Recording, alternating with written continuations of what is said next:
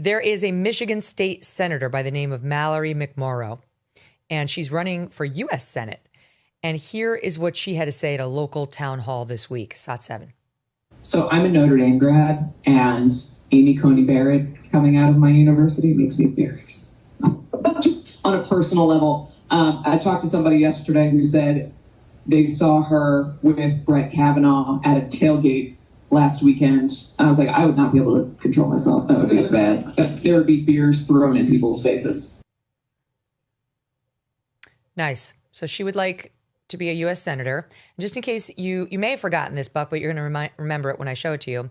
She is the, again, Michigan State senator, who, with my note from my team reads lizard tongue, who spoke at the Democratic National Convention and had a very bad case of dry mouth. Oh. Remember, with the tongue? I did not remember. I had not seen this, actually. This is amazing. Look, we're showing a 41-second. Look, so many times with the tongue, it keeps coming way out of the mouth to try to find some saliva. Oh, man. So she's super nervous just to give a speech in front of a bunch of party faithful people who are going to love everything she says. But she's a tough guy. She's a super tough guy, Buck. She sees Amy Coney Barrett and Brett Kavanaugh. If she saw them in public, she'd be throwing bottles of beer at them. Okay? Sure. Yeah, sure, Mallory. It's also criminal. I mean, it's assault. You can't do that. If you do that, you should be arrested and you should be prosecuted, right? This isn't free speech. I mean, she's openly at least bragging about how she would break the law because she disagrees with Supreme Court justices too. I mean, that's particularly egregious. Look, right. The left, there are some things that are just broadly true, and they really can't be said enough. And I think sometimes people are concerned about saying it. One of them is you looking at your background. Yeah, sorry, my back. I don't know what happened here. It's like I offended the gods. My background just changed. There are a couple things. One is that the Democrat Party, if you're going to be a criminal, if you're going to be a felon, it's the Democrat Party that is your home. I think if you're going to if you're going to replace religion, spirituality, a sense of something more important than the here and now with politics, you're also a Democrat, and that leads to a whole lot of mental illness infused into one's politics and policies. And this is why you see the behaviors that you do. This is why you have people who would not be violent at all. Like, does anyone think that, whatever her name is, and I mean, I'm partial to redheads because I married one, but this redhead Mallory. she's doing the team injustice. This is not good for Team Redhead. Lizard tongue. Yeah. Lizard tongue. Really. I mean, you're going to have to drink more water. I'm not sure what it is, but it's between you and your doctor. Probably it's behavior like that, like we just saw, in addition to just their lackluster messaging and policies and what we're going to talk about in a minute, like the DEI and its impact on actual Americans that the Dems have been pushing, that led to this situation as outlined by CNN's Harry Enton. Watch this, SOT 7B from Thursday. Democrats, in the minds of the American public, are lower than the Dead Sea. The lowest ever. Look at this. Overall, they are 55 points underwater. Their approval rating is south of 20%. It's even worse when you look at independents. Look at this. Negative 61 points. That means that their approval rating is 61 points lower than their disapproval rating. Quinnipiac has been polling this question for the better part of the 21st century. They have never found Democrats, at least those in Congress, in worse shape than they are right now. Worst ever, Buck Sexton. So I know the conventional wisdom is the Dems are going to win the midterms, and I actually also believe that. But it's not totally lost. I mean, there is more than ample weakness on the Dem side to exploit between now and November. Yes, I'm concerned because when you look at what's really motivating people right now, so there's a little bit of a challenge here with, and I actually said this to the president when I saw him some months back, maybe it was during the summer. I said, sir, my complaint for you, if I could have a complaint, is that you secured the border so quickly that now that's baked in and everyone just sort of assumes like, oh, okay, so we have a secure border now, right? I mean, it's a little bit of what have you done for me lately thinking on this, because we're not talking about that. The deportations, which is the the harder issue to handle, and also the one where there could be more downside. That I think is something that's going to continue to be playing out in front of cameras, and more. There's more challenge with that. Affordability. We're going to hear that word, right? So the immigration thing, we got a big win, but I don't think that's going to really mobilize people in the midterms. It's going to be all about how expensive is housing, how expensive is food, and what do people feel like about their health care and their health care premiums.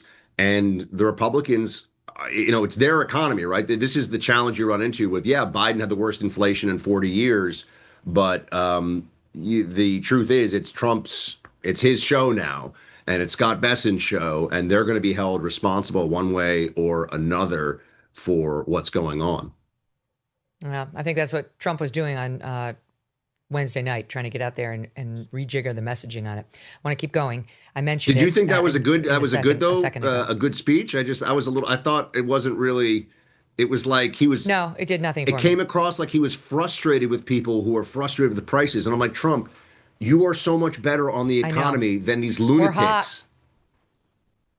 I know, and I also just felt like it was so obvious. Like, try to make it more clever that you're not just giving a campaign rally before people go home for Christmas. It's like, I don't know. You got to be careful. You just got to be careful about telling them everything's great and the tariffs are wonderful and inflation's no longer a problem at this time of year in particular when everyone feels stretched. Where he did the speech 10 days before Christmas, less than. Everybody has overspent. They've probably gone out of their budget because they love their kids and everybody wants to give their kids a magical Christmas and so on, and Hanukkah, all of it. So you've had holiday parties that you couldn't afford to throw, and you went to ones where whatever. So it's not a great time to be telling everybody it's all great. I think honesty is better, but Trump is the quintessential marketing guy. He would never resort to just like cold, hard honesty. Like, it hurts and I know it hurts, but I swear that part where it gets better is coming soon. There's one part of it that Trump keeps saying things like it's a fill in the blank hoax, and I know what he is saying. And then this, by the way, this is with the Epstein files. This is with affordability. What he's saying is the Democrat narrative on this is that this is my fault or that I'm hiding or whatever, that they're lying to you. I want him to go back to fake news. That's a way better shorthand, because when he says the affordability, which they've been running with this constantly at MS Now, by the way. I watch Morning Joe sometimes for fun, for amusement. It's MS Now. But he says affordability is a hoax, Megan, and people go, no, that's not a hoax. He doesn't mean that the prices aren't high and this isn't a challenge. He means Democrats saying that his tariffs or his choices or whatever have caused this is the hoax. And I just think that's him. Again, people think in sound bites, as you know. People vote based on sound bites, and I think we need to clean that up a little bit. I have a shocking story to tell you about Joe Scarborough. Oh. He and I actually had a nice moment this week. I went to the Mediaite party for 2025. It's where this website that writes about, media clips and media personalities invites a bunch of people in the media to come to this party. And it's the one time of year where you cross paths with people who you may not be able to stand, people you've been criticizing, people who've been ripping you. And it's kind of like détente for a night. And it's nice. I like it. And believe it or not, Joe Scarborough came over to me. And I was like, oh, God, I don't know where this is going. It could go any number of places. And he said something really sweet about Mark Halperin, who is his friend. And it was something to the effect of, thanks for helping Mark get back on his feet. And I was like, I love Mark Halperin, thanks for saying that. And it was sincere. And he was like genuinely warm. And I was like, you know what? Just a good reminder as we go into the holidays that these people who we all rip on and who rip on us, we're all human. We're in the same game. We have plenty of fodder to pick back up with tomorrow. But I don't know. It kind of restored my faith in humanity that was sweet. And he knows I've ripped on him endlessly, but he made a point of putting that to the side because he cares about his friend. And I do too. So it was a nice moment, Buck. Well, I'm sure, honestly, if I were able to don my zip sweater and join Joe out on the croquet field or something for a few minutes, I think we would have a great time at the country club together. I think we would get along famously. We're two guys with side swoop hair. He probably, just like me, had the same hair when he was like 5 years old, never changed Side it. swoop. You know, we've both gone through 20 pairs of topsiders over our lives, lots of boat shoes, even though we don't boat that much. I mean, Joe and I probably have a lot in common.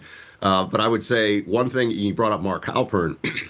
It's funny because we've played a lot of his clips on radio for his analysis to just sort of work his insights into the conversation.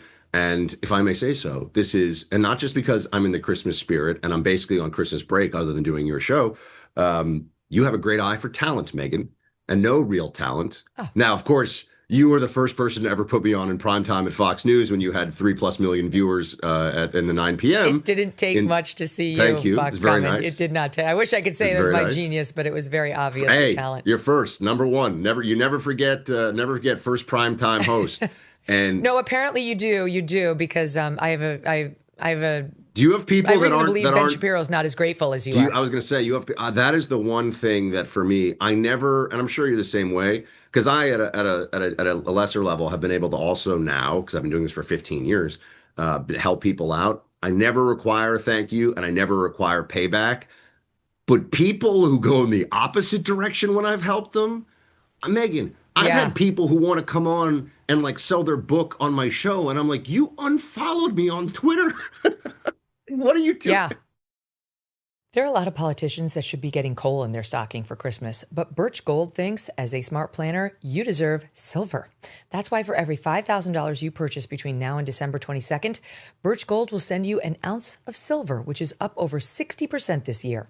See, smart people diversify and have a hedge. That's why you should consider Birch Gold. With the rate cuts from the Fed in 2026, the dollar could be worth less. And what happens if the AI bubble bursts? Consider letting Birch Gold Group help you convert an existing IRA or 401k into a tax-sheltered IRA in physical gold. And for every $5,000 you buy, you will get an ounce of silver for you or your kids. Just text MK to the number 989898 to claim your eligibility for this offer. Again, text MK to 989898 because Birch Gold's free silver with qualifying purchase promotion ends on December 22nd. Message and data rates may apply. Thanks so much for watching. If you like what you just saw, hit the subscribe button for more clips and full episodes.